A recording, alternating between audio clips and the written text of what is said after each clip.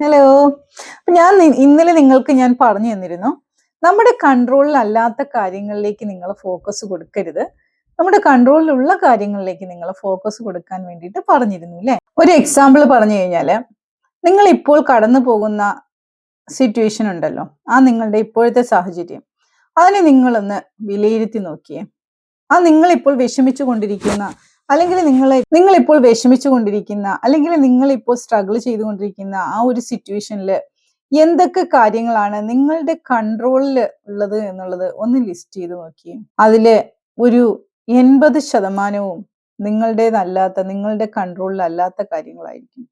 നിങ്ങളുടെ കൺട്രോളിലല്ലാത്ത ആ കാര്യങ്ങളെ കുറിച്ച് ഓർത്താണ് നിങ്ങളുടെ സമാധാനം തകർക്കുന്നത്. മനസ്സിലായോ? എന്നിട്ട് നിങ്ങൾ എന്ത് ചെയ്യണം?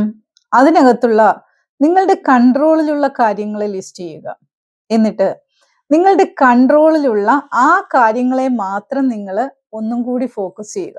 അതിനകത്ത് എന്താണ് നിങ്ങൾക്ക് ചെയ്യാൻ പറ്റുന്നത് എന്നുള്ള കാര്യത്തെക്കുറിച്ച് നിങ്ങൾ ആലോചിക്കുക. അപ്പം ഇന്ന് മുതൽക്ക് തന്നെ നിങ്ങൾ ആ ഒരു കാര്യത്തിൽ നിങ്ങൾ ശ്രദ്ധിക്കുക.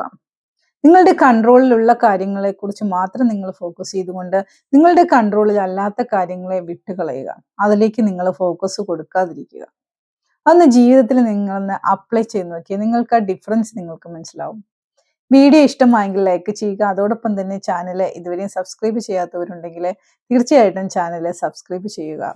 താങ്ക്